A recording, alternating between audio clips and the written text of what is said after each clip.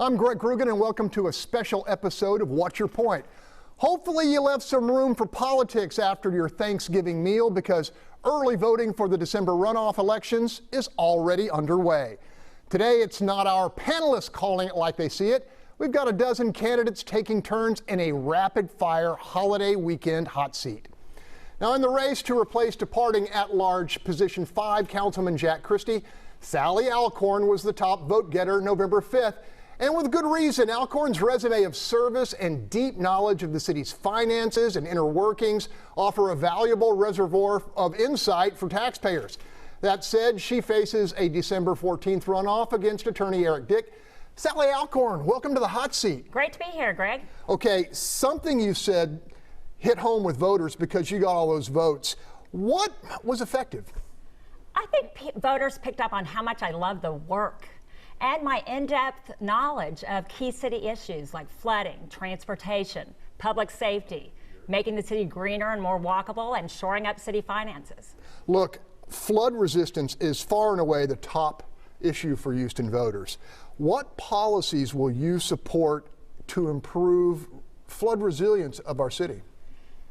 It's going to take massive cross-governmental collaboration of effort and money to get the big projects done to take the most people out of harm's way. So coordination with the Harris County Flood Control District and the Army Corps of Engineers.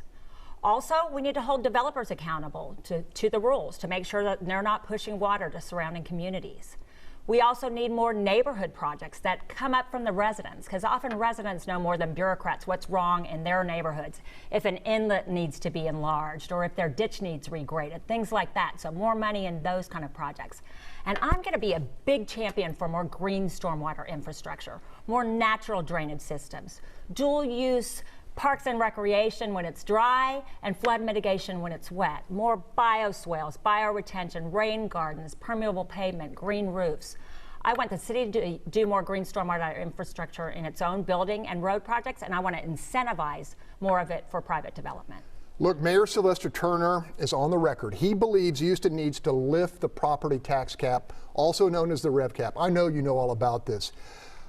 Do you agree? Where do you stand on that? Well, the state, as you know, just also passed a property tax cap, and the city actually operates under a more stringent cap than the states.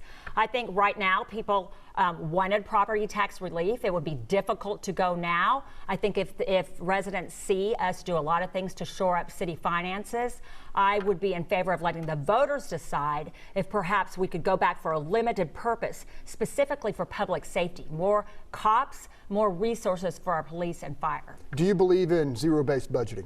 I do, and I would take it a step forward and beyond zero-based budgeting for outcome-based budgeting.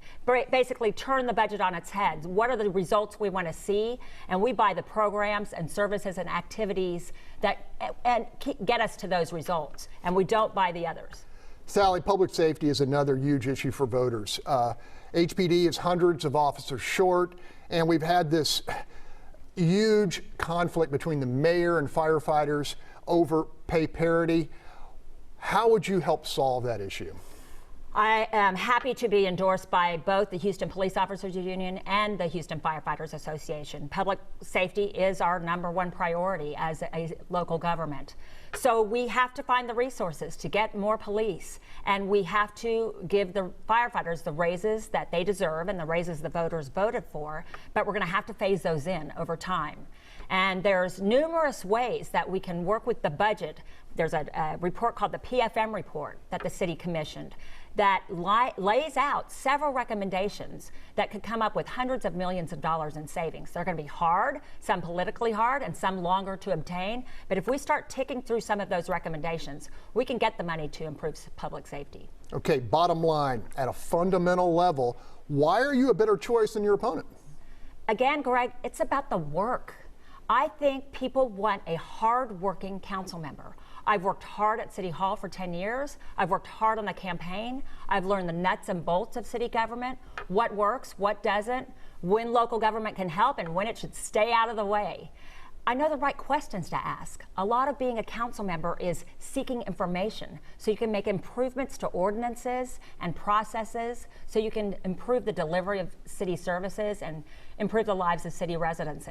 I'll also add that I'm a mom of 4 kind, productive, young adults in their 20s who are making their way in the world, and I will stack up raising kids against anybody's experience. Sallie Alcorn, it's been a pleasure having you in the hot seat. Next up in the hot seat, another candidate hoping to take the at-large position 5 on City Council. Well known for his efforts on behalf of those seeking to feed the homeless, Eric Dick has served on the Harris County Board of Education. On December 14th, he's hoping voters will give him a new job. That is, replacing Jack Christie as Houston City Council member at large, position 5. Eric Dick, welcome to the hot seat. Thank you for having me, Craig. Okay, let's start out. What about you and your platform did voters like? Well, I think they liked that, they liked my story, that I was a Papa John's delivery driver, and I didn't give up, and I've become a successful attorney. And you might even see my commercials on this TV station. Anything in life is possible. Okay, look, flood resistance is the #1 issue by far among Houstonians.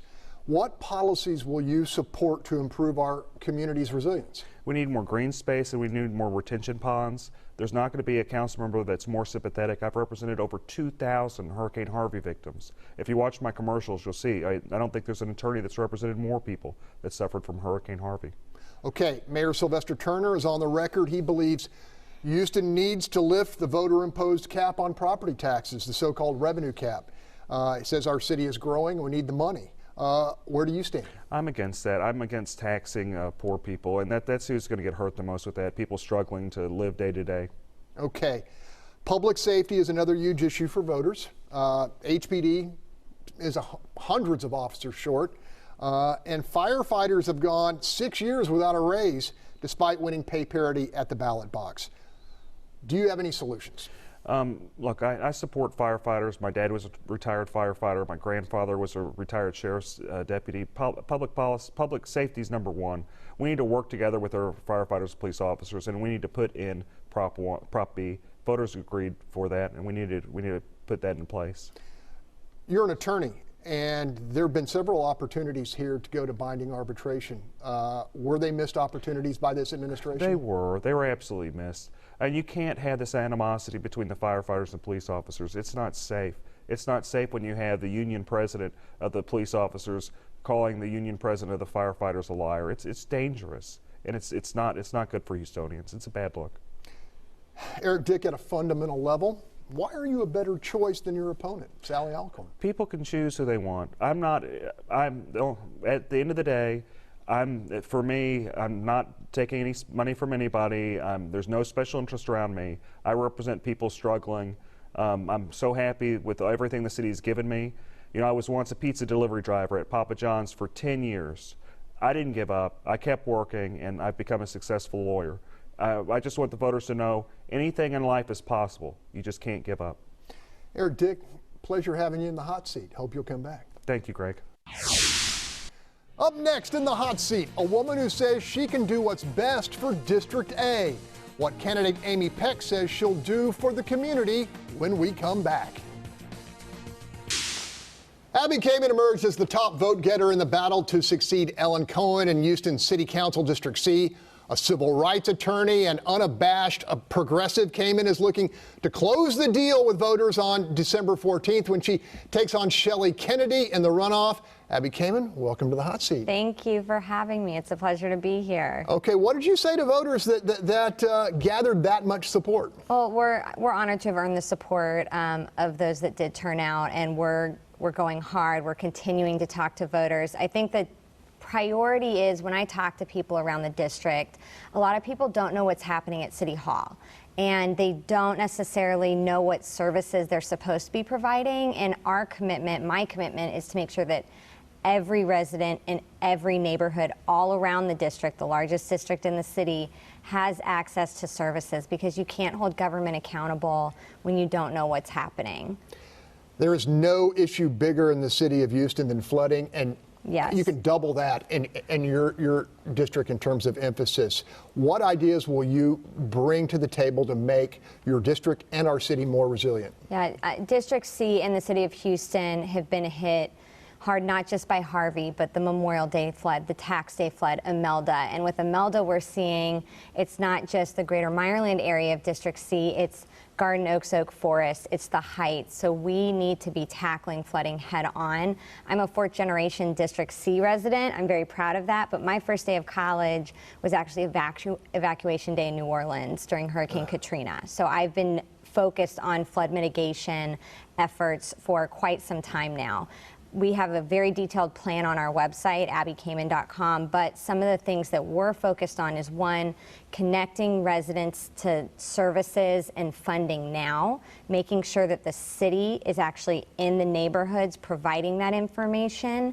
In addition to that, I'm proposing things like real-time flood gauges around the city. The county does flood gauges on the bayous, but we need those in our streets. We need to make sure that folks have flood insurance. There's a whole wide range of issues, especially addressing neighborhood-specific flooding hotspots, those corners of your street that constantly flood. Need to ask you this. The mayor says to meet the needs of our growing city, it's time to lift the so-called revenue cap, the property tax cap. Abbie, do you think that is something that you would support? So we need to look at it. Unfortunately, when I have looked at the revenue cap and what the Chronicle has reported is that it's only saving voters about between $80 and $90 a year, and it's costing the city millions of dollars. However, it was a voter-imposed revenue cap, and we need to respect that. What I've looked at and what I've tried to bring to the table throughout the campaign is my experience at the state legislature. We now have a statewide revenue cap, so to speak. I think we need to be brought under uniformity with our other cities and what the state is saying we need to do. 10 seconds. Tell me why you're the best candidate. I have a proven record. I think that's one of the reasons why I've secured the endorsement of Mayor Pro Tem Ellen Cohen, the Houston police officers, the Houston Chronicle.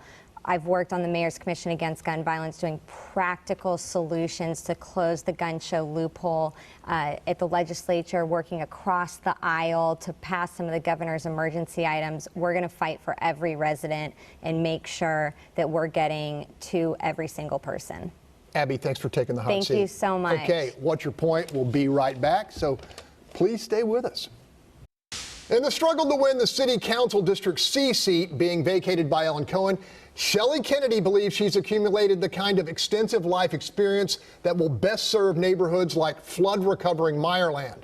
On December 14th, she'll face off against fellow candidate Abbie Kamin in a runoff. Shelly, welcome to the hot seat. Well, glad to be here. Thanks, Greg. Hey, you said something right because voters have decided they want to run off with you in it. What about your message resonated?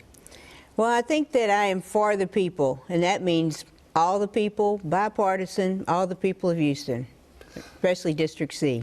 Okay, look, far and away, flooding is the biggest issue for Houstonians. Absolutely. And, you know, if you could double down on that in the Meyerland area where I live pretty close to, what ideas will you bring to the table? Well, first of all, we have to hit what's happening right now. We have big plans with Corps of Engineers that's working on the bayous, but the city has to get involved too. And so for so long in those neighborhoods, they've had projects where they're flooding, where maybe they weren't large enough for a CIP project, but they're still flooding every time it rains. I will be there in Meyerland, boots on the ground. I will be there all over the district, trying to address those problems and getting them taken care of. We have SWAT now through the flood czar, and one of the things that I do best is bring in money. And we need public-private partnerships to bring in money to add to these CIP projects where they won't be put off, where we can say, yes, we will fix your streets, yes, we will fix your flooding, and I will be there to make it happen. Look, the mayor of Houston has gone on the record saying he believes it's time to lift the property tax cap, the so-called revenue cap, to meet the needs of a growing Houston. Where do you stand on that?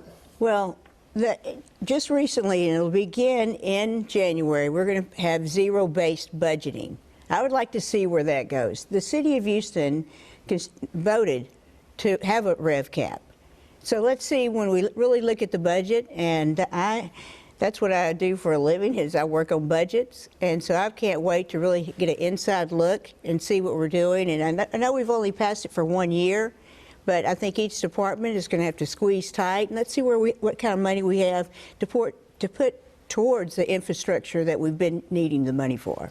Quickly, public safety, we need more police. Yes, we do. Firefighters haven't gotten a raise. That's been an impasse that's gotten ugly. Any thoughts you'll bring to council? Well, one of the things, definitely we need more officers. We've all talked about Chicago has 13,000, much smaller square mileage. But one of the other things is with the firefighters, I want to bring to council just unifying and get police and fire back on the same page. Let's get this put behind us, because in my district, Prop B, it was almost 50-50. We need unity, because we have storms, we have different things in Houston. We need to be Houston strong, and not just for the Astros. Sounds to me, with your background, you might have gone to independent arbitration, binding arbitration? Yes, I would. Okay. Final word. Why are you the best candidate? 10 seconds. Most experience, tough advocate, I will get it done. Shelly Kennedy, it's been a pleasure having you in the hot seat. With District F Councilman Dr. Steve Lee departing his seat, the door was open for his Chief of Staff, Van Huynh, to fill his shoes. But first, the longtime financial professional and graduate of the University of Houston downtown will have to win a head-to-head contest with challenger Tiffany Thomas. With that, Van Huynh, welcome to the hot seat. Thank you for letting me to be on the show today. You bet. What about you and your platform did voters like when you talked to them? Public safety is the key issue, and also infrastructure for District F, because in the last 3.5 years, we've been working so hard. Every day I saw that people get robbed, people get their cars broken, and officers who work so hard to arrest people, and then the next day they come back to crime. So those are things that need to be addressed and need to be advocated, so we can increase the officers on the street. And for every area, we need the community engagement as well. So my important point is we need to reduce the burglary and robbery in District F. Okay. Mayor Sylvester Turner is on the record. He says he thinks Houston needs to lift the voter-imposed property tax cap to meet the growing needs of the city. Where do you stand on that? I don't recommend to lift the cap, because city need to balance the budget and keep the budget in line. Right now, I think we have room to relocate the resource better and manage the budget in a way that we can better function and take care of the issue for the district. I wanted to ask you about flood resistance, which is the #1 topic of Houstonians. What policies will you support to try to make our community more resilient? We need to continue to maintain and take care of the ditches, the bayous, and also the drainage fee need to use for the drainage system. That way we can continue to prevent the street flood out of our street drainage system. Van Huynh, at a fundamental level, why are you a better choice than your opponent? The experience. After 3.5 years working for the city, I learned a lot. I see the thing that need to be done, and I listen to constituents every day and understand their needs. And we need to work and advocate for a better platform, build a better district by working together with other district council members, and also working with the at-large and the mayor. And that way we can balance the budget, get the resources properly allocated for every single district. Van Huynh, thanks for taking the hot seat. Hope to have you back. Thank you, Greg. Okay. We'll hear from Huynn's opponent after the break. In the contest to succeed Dr. Steve Lee in District F, former Alief ISD trustee Tiffany Thomas earned the most votes on November 5th. Thomas says she offers residents a record of speaking truth to power. Public safety, community development, and equity top the long list of Thomas's priorities. Tiffany, welcome to the hot seat. Good morning, thank you. Hey, what about your platform resonated with voters? Change. I think what was important for the last 230 days that we've campaigned is that they wanted someone from the area that intimately knew the district, that went to the schools, lived in the neighborhoods, drove the same streets to represent them at City Hall. Okay, flood resistance is the #1 issue by far for most Houstonians. What policies will you support to improve our community's resilience? Absolutely. So specifically to District F, we were the least impacted by flooding for Hurricane Harvey. However, that's led us to a conversation about capital improvement projects and making sure that we're in position for the next flood, that we don't flood with water in the homes. So we're looking at how do we invest those city dollars into our district for resilience, for protection, and securing our drainage. Mayor Sylvester Turner is on the record. He believes Houston needs to lift the voter-imposed cap on property taxes to meet the needs of a growing city. Where do you stand? I understand that we are growing and we do have needs. However, I think before we lift the property tax, we need to look at the budget and how it's structurally sound, particularly for District F, where we believe we have not received our fair share of those city dollars in its current form. So once we restructure that budget and look at outcomes and look at changing how we identify our priorities through funding, then we can talk about revenue. I believe that we have dollars that have not been allocated specifically to our districts. Okay, public safety is another huge issue for you and for voters. Yes. HPD is hundreds of officers short, and firefighters have gone 6 years without a raise despite winning pay parity at the ballot box. Any thoughts or solutions you would bring to council? Absolutely. So public safety is one of my priorities and the priorities of the people in District F.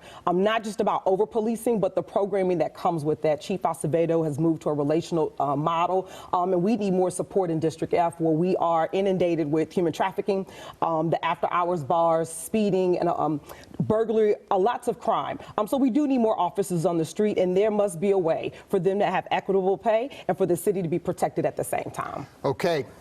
Last question, at a fundamental level, why are you a better choice than your opponent? I'm a better choice because the people asked me to represent their interests, and that's a distinct difference. And I believe that you can't represent people until they ask you. And I have the complete permission of the people of District F to represent their values and principles at City Hall. Tiffany, thanks for taking the hot seat. Thank you. Hope to have you back. Educational advancement, affordable child care, and more recently, Harvey recovery. All have been the focus of District H Councilmember Karla Cisneros, and she'd very much like to continue that work. But first, she'll have to overcome challenger Isabel Longoria in the December 14th runoff. Councilmember Cisneros, thanks for joining us in the hot seat. Good morning. Nice to be here. Hey, what do you think your constituents appreciated most about your term in office, what you were able to bring to the table?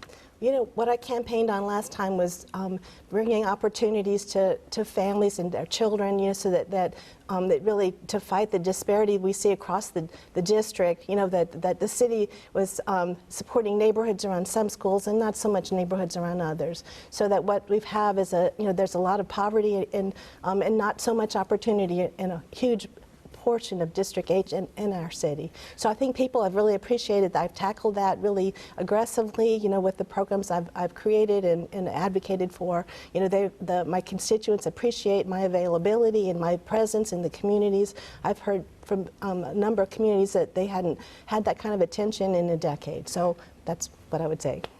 You had to deal with flooding in District H. What can we do as a city to be more resilient?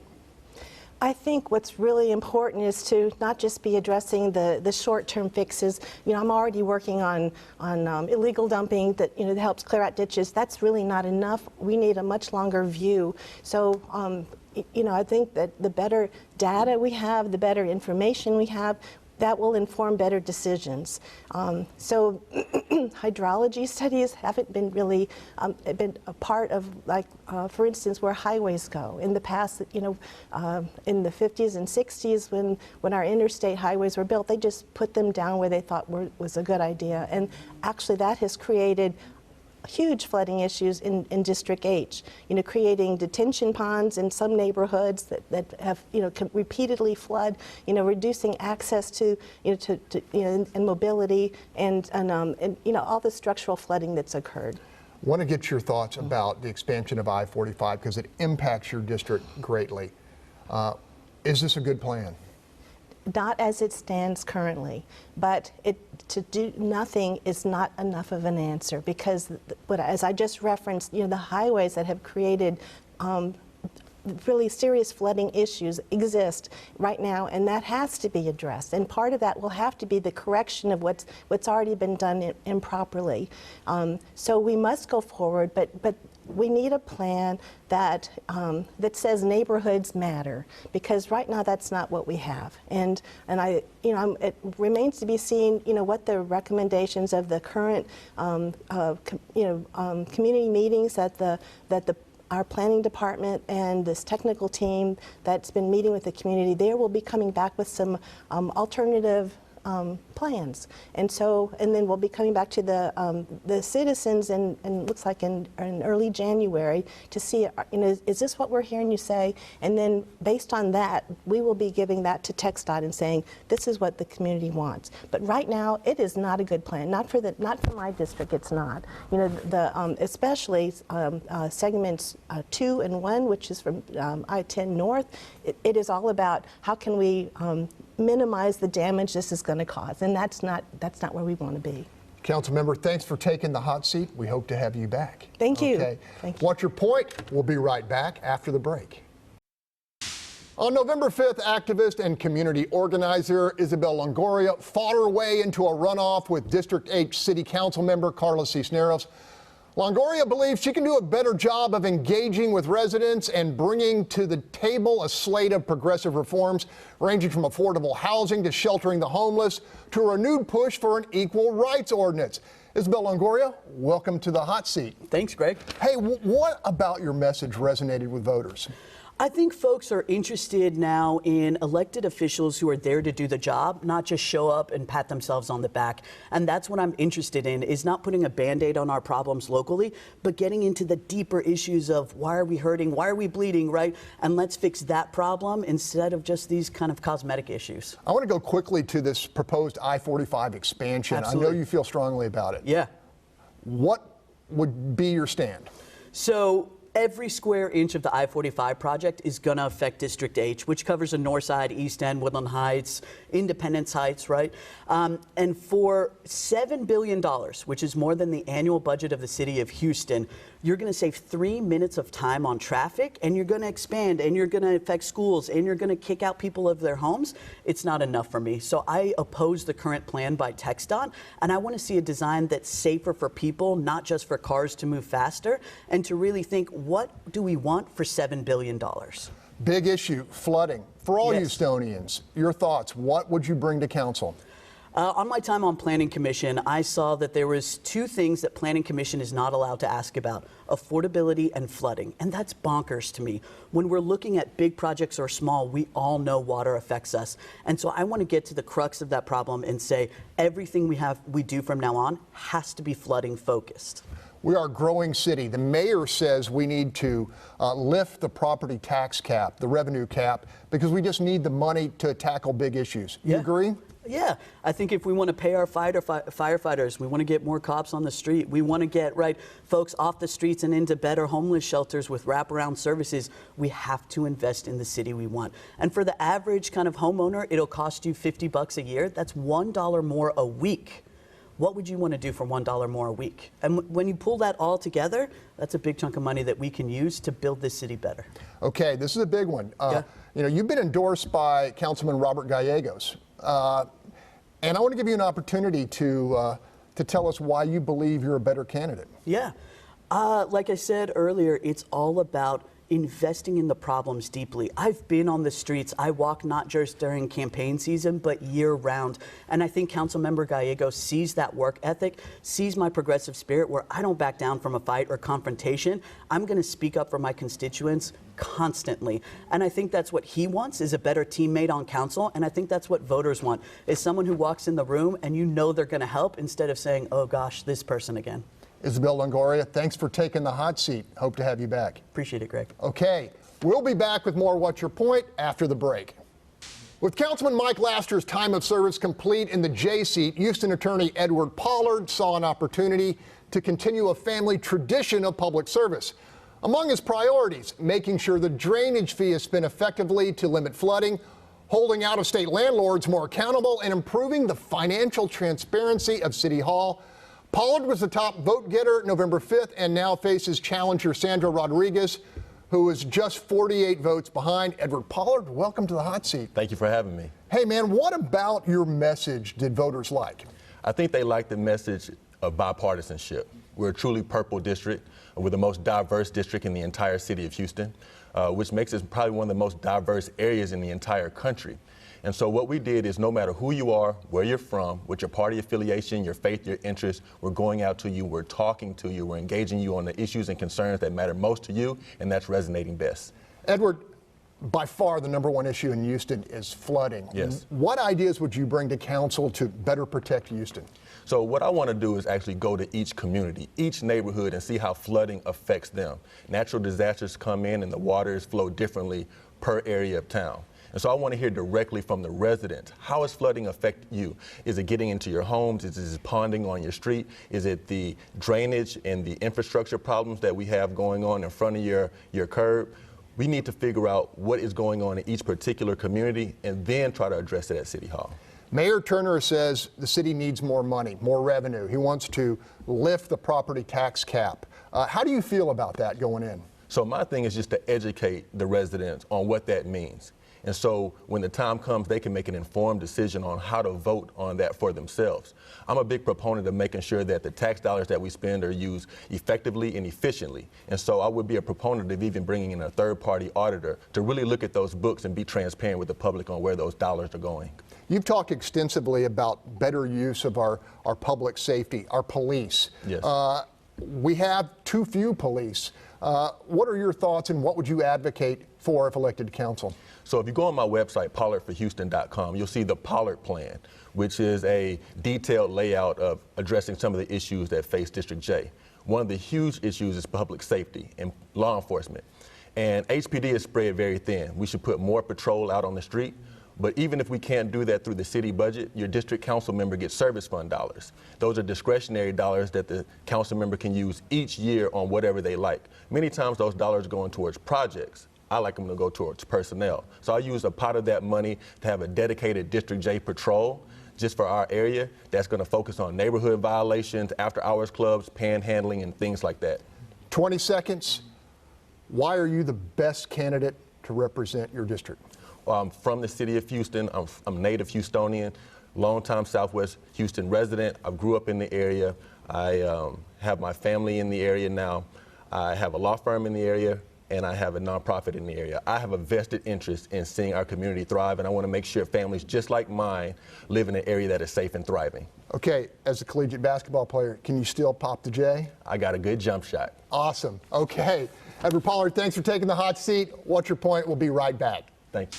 Sandra Rodriguez is looking to fill the space for Houston City Council District J, currently held by Councilman Mike Laster, who served 3 terms and is ineligible to run again.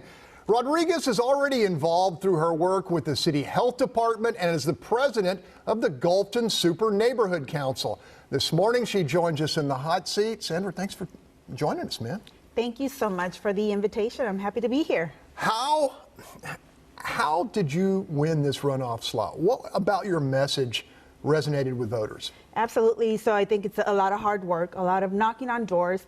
And I think at the door, when we were talking to residents, it's talking about flooding, you know, being innovative and being bold on the ideas that we want to bring into city council, to the city, and also public safety. Public safety is a key issue citywide, but in Southwest Houston, we have a negative image, and that is something that we want to change. And so we have an amazing community, a diverse district, and we can improve that, and we can improve public safety.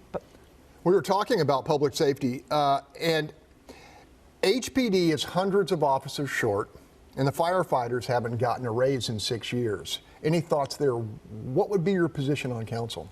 Sure, I would push to see, you know, looking at the budget, look at the budget and see where we can, as a city employee, you know, I have a better insight, unlike some of the other opponents and some of the other candidates that are running for office. I see what goes on behind the scenes, and there are things that we can restructure in different departments and figure out where we can allocate funding for more police officers. Another thing that I would like to do is look for funding elsewhere. Working for the mayor's anti-gang office, we applied for federal funds to bring in more police officers into specific neighborhoods. Mayor Sylvester Turner has suggested that it's time to lift the property tax cap, the revenue cap. Is that something that you would take a look at, that you would support? Yes, absolutely. Either lift the revenue cap or amend it. You think we need the money, or as others have suggested, that there's waste that we can we can stop and not have to raise taxes? I think we need the funding. We need the additional funding, working with the city and trying to provide adequate city services and quality adequate city services. I see the challenges that we face. We're asked to do more with less, and so our frontline staff providing the services are stretched thin. Okay, last question. At a fundamental level, why are you a better choice than your opponent? I bring the experience, the personal experience, having lived in the district for over 34 years, the experience of leading a community group to push issues such as public safety, transportation, and housing, and then working for the city. I think I am well versed with the issues in the district. I understand the needs of Southwest Houston, and I am the better choice for District J. I want to thank you for taking the hot seat. Up next, we'll hear from a woman looking to represent District D. But first, we want to let you know we reached out to her opponent, Brad Scarface Jordan, and we did not hear back.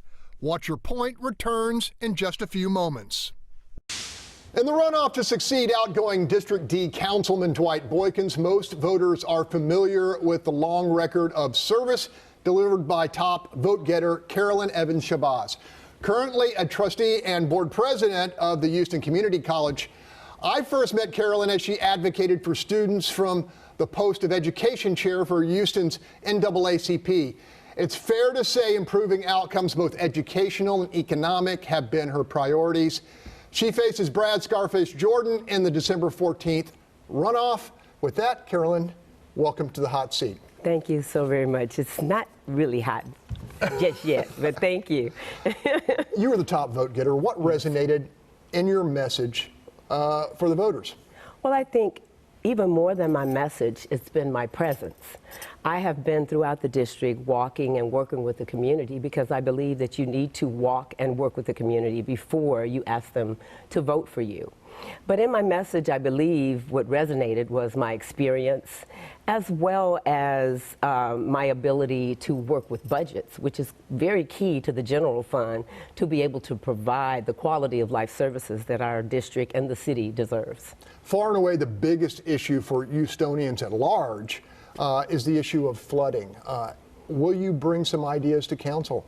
Well, flooding certainly is a big problem in my district. I did have the opportunity to actually walk through the neighborhood in Scarsdale where I saw the devastation of the homes no longer being there. Certainly, we're going to have to become more resilient, and we're going to have to work with a regional plan because flooding is a regional problem. It's not just Houston, it's all over the region. And so certainly I want to be a part of those conversations.